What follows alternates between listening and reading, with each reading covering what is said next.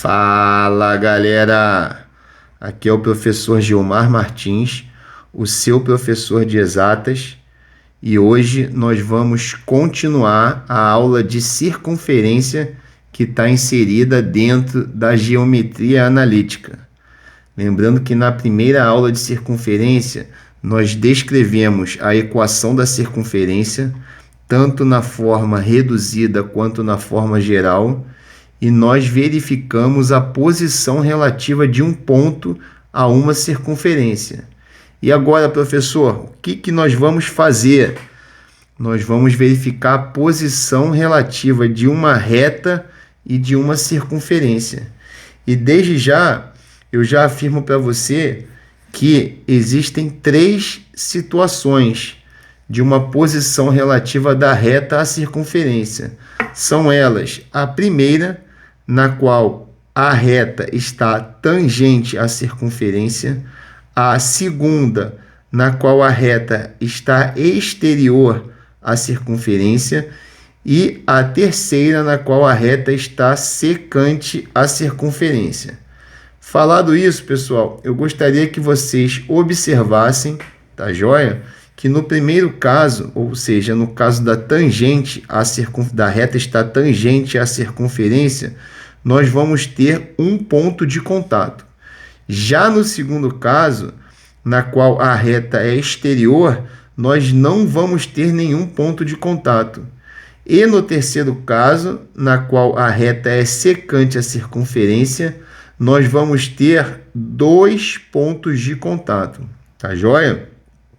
Pessoal, agora eu pergunto para vocês já pensando, vocês já conseguem ter uma ideia, tendo a reta, como é que a gente vai descobrir se essa reta é tangente, se ela é exterior ou se ela é secante? E aí, dá uma pensada aí. Vamos lá.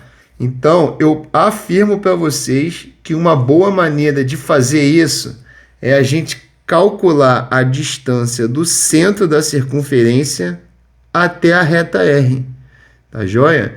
E a distância que seria de um ponto, né? O centro da circunferência ele representa um ponto. A distância de um ponto à reta, a gente já viu num vídeo, tá? A distância de um ponto à reta, e eu sugiro que você vá lá e assista esse vídeo. Tá joia? E o que vai acontecer, professor, depois de eu fazer esse cálculo, tá joia? Da distância de um ponto a uma reta. O que vai acontecer? Vai acontecer o seguinte, ó. Vai acontecer que se essa distância que a gente calculou, ela der igual ao raio, significa que essa reta é tangente à circunferência. Se essa distância for maior do que o raio, como ela vai ser exterior a essa circunferência. E se esse ponto der menor do que o raio, ela vai ser secante à circunferência. Tá joia, pessoal? Agora eu gostaria de colocar aqui para vocês uma outra possibilidade de resolução dessa questão, desse problema, vamos dizer assim. Então, eu vou botar aqui, ó, observação, tá joia? A primeira observação vai ser a primeira forma de resolver, que é a forma que a gente acabou de falar, que seria calcular a distância entre o centro da circunferência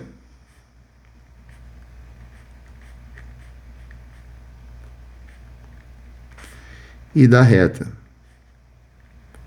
Essa aqui, pessoal, é a primeira maneira da gente resolver essa questão. Eu vou apresentar para vocês a segunda maneira, tá joia? A segunda maneira, pessoal, consiste em substituir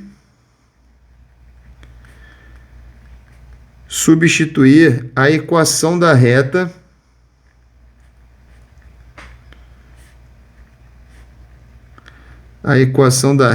na circunferência.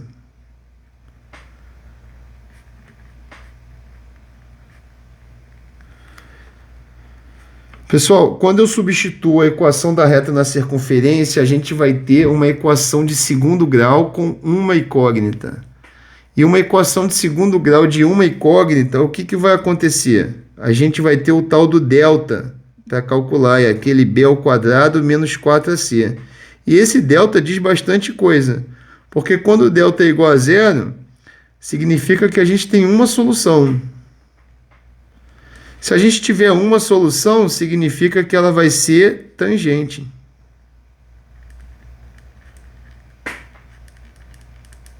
Professor, e se o delta d é menor do que zero? Se o delta d é menor do que zero, a gente não tem solução. Deixa eu baixar aqui para vocês poderem ver. A gente não tem solução. Quando não tem solução, ela vai ser exterior. E quando o delta é maior do que zero? A gente tem duas soluções. Lembrando que no Bhaskara a gente tem mais ou menos raiz de delta, que nos dá duas soluções na equação do segundo grau. Então, necessariamente, ela vai ser secante. Pessoal, fazendo aqui, e não vou terminar, mas só para vocês terem uma ideia. Vamos supor aqui, ó, uma reta, tá joia? De equação y igual a ax mais b. Tá joia, pessoal? E vamos supor uma circunferência de centro A e B com a seguinte equação: x menos a ao quadrado mais y menos b ao quadrado vai ser igual ao raio ao quadrado. Então, eu tenho a equação de uma reta R genérica e de uma circunferência, eu vou chamar de lambda, também genérica. Nessa segunda solução, o que eu estou falando para vocês é para pegar esse y aqui e substituir aqui, ó, na equação da circunferência. Quando eu substituo o y aqui em vez de escrever y, eu vou escrever ax mais b. Lembrando, pessoal, que Azinho, Bzinho é o centro da circunferência, então são dados. E Azão, Bzão, a equação da reta também é dada. Então, eu não vou ter mais y e vou ter só o x. E o r é o raio também é dado. A partir daí, eu vou ter a equação do segundo grau. E com essa análise do delta, eu consigo verificar se a reta é tangente, é exterior ou é secante à circunferência. Tá joia, pessoal? Pessoal, vamos seguir agora, tá? E eu gostaria que vocês prestassem bastante atenção, porque agora a gente vai analisar a questão de duas circunferências. Joia?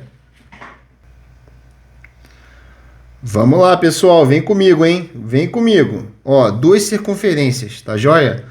Então, a gente tem a possibilidade dessas duas circunferências serem tangentes externas ou tangentes internas nesse primeiro momento. Pessoal, eu quero que vocês vejam o seguinte, tá joia? Quando ela for tangente externa, eu vou ter uma distância d entre centros da circunferência C1 e C2, o D vai ser igual, aqui ó, o D vai ser igual ao raio da primeira circunferência mais o raio da segunda circunferência, tá joia? E na tangente interna, meu Dzinho aqui, ó, que é a distância entre o centro da circunferência C1 e o centro da circunferência C2, ele vai ser exatamente a diferença entre R1 menos o R2.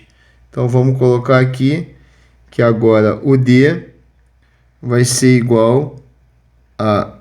Eu vou escrever em módulo aqui, porque essa distância não pode ser negativa, tá joia? E a gente poder generalizar essa questão ali dos raios da circunferência. Pessoal, dito isso, eu vou passar para outra possibilidade de posições relativas de duas circunferências. É quando a circunferência ela é secante, ou seja, ela vai ter dois pontos de contato. Pessoal, quando a circunferência for secante, vocês podem observar que ela vai estar no meio termo entre a tangente externa e a tangente interna. Então, pessoal, a gente pode dizer que o D, que, repito, é a distância entre o centro da primeira circunferência com o centro da segunda circunferência. Então, eu posso dizer que o D ele vai ser maior do que módulo de R1 menos R2 e menor do que R1 mais R2. Lembrando que eu estou no meio do caso entre a tangente externa e a tangente interna. Por isso que o D vai estar com essa configuração. Tá joia, pessoal? Vamos seguir aqui, ó. Agora, a circunferência, a gente já viu as duas circunferências podem ser tangentes externas, tangentes internas, podem ser secantes, e agora elas podem ser disjunta externa. Que palavra estranha, professor? Disjunta, sim, disjunta é que ela não está junta. Ela pode ser disjunta externa, tá joia? E da disjunta externa, a gente pode verificar que a distância entre o centro da circunferência 1 e o centro da circunferência 2, essa distância vai ser maior do que R1 mais R2. Tá beleza, pessoal? Conseguindo entender? Tá joia. Agora a gente vai para a última possibilidade, tá, de posições relativas de duas circunferências, que é quando duas circunferências são disjuntas internas. Elas não estão juntas, tá joia? Mas uma está interna à outra. E o que vai acontecer aqui, pessoal? Olha só, eu tenho que o Dzinho, que é a distância, novamente, entre o centro da circunferência 1 e o centro da circunferência 2, ele vai ser menor do que R1, tá? Que é todo esse valor aqui, ó, que o R1 menos o R2. Tá joia? Vocês conseguiram visualizar isso daí, pessoal? Conseguiram ou não? Fala para mim, tá? D, vamos escrever aqui então, ó. O D vai ser menor do que módulo de R1 menos R2. Tá joia? Eu acho que eu falei menor, mas espero que eu tenha falado, porque ela vai ser menor. Tá joia? E, obviamente, ela vai ser maior ou igual a zero. E quando ela for zero, as duas circunferências vão ter o mesmo centro, vão ser concêntricas. Tá joia? Pessoal, por que o D é menor do que R1 menos R2? Vamos fazer aqui uma conta rápida aqui, ó. A gente pode dizer que R2 é igual a D mais R1 mais um xzinho que sobrou aqui, ó. Vamos escrever isso daí, ó. O R2, tá? Olha o R2 aqui, ó. Vem daqui até aqui, ó.